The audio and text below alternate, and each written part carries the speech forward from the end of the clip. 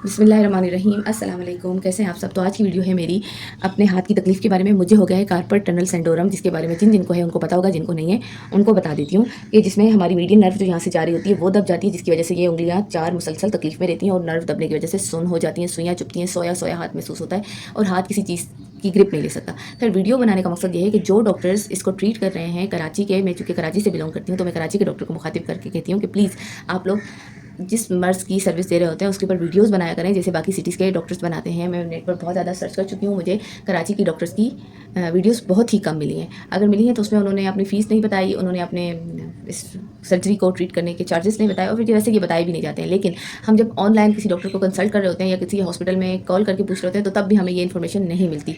तो प्लीज़ आप लोग ये इन्फॉर्मेशन ज़रूर प्रोवाइड किया करें, क्योंकि हम जैसे लोगों का घर से निकलना बहुत मुश्किल हो जाता है। पहले तो कन्वेंस के लिए हमें चाहिए, फिर हमें फ़ीस के लिए भी अमाउंट चाहिए, फिर हमें जो सर्जरी करवानी है उसके अमाउंट भी हमने जमा करने हैं। अब एक डॉक्टर के पास हम जाते हैं सिर्फ इस चीज़ को पूछने के लिए कि हमारे से आप सर्जरी के लिए क्या कॉस्ट चार्ज करेंगे, सिर्फ यही पूछने के लिए हमें 2000-1500 भरना पड़ता है, सिर्फ ये पूछने के लिए।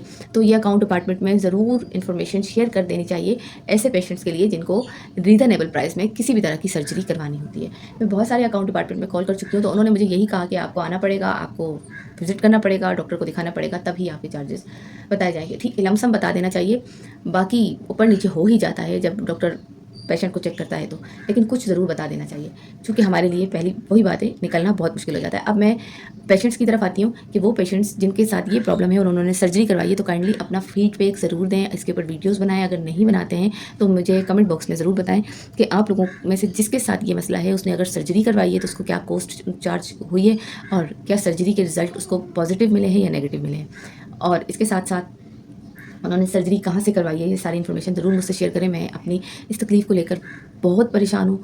एक तो तकलीफ़ कम नहीं हो रही, दूसरा मुझे ऐसा डॉक्टर नहीं मिल रहा जो कि एक रीज़नेबल अमाउंट में मेरी सर्जरी को कर दे, ताकि मैं अपनी इस तकलीफ़ से रिलीफ़ हासिल कर सकूँ। आई होप जिसकी ये सर्जरी हुई है वो ज़रूर मुझसे अपना एक्सपीरियंस शेयर करेगा।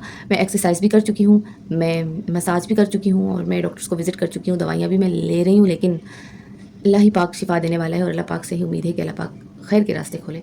और आप लोगों से भी ये उम्मीद है कि जिसके साथ ये प्रॉब्लम है और उसने इसको ट्रीट करवाया है जिस तरह से भी, तो प्लीज़ मुझे बताएं। इस वक्त चूँकि मैं इसको मज़ीद सर्जरी की तरफ नहीं जा सकती क्योंकि मुझे इन्फॉर्मेशन भी नहीं है, तो मैंने एक कुम्हार से फ़िलहाल पट्टी करवा ली है ताकि मेरी तकलीफ़ से मुझे थोड़ा बहुत रिलीफ़ मिल जाए। वैसे कुम्हार की पट्टियों का मुझे नहीं पता कि इससे दबी हुई नस ठीक होती है या नहीं। अगर किसी ने कुम्हार की पट्टियों से अपनी इस तकलीफ़ से रिलीफ़ पाई है तो भी मुझे बताएं, अगर सर्जरी से पाई है तो भी मुझे बताएं। अल्लाह हाफ़िज़।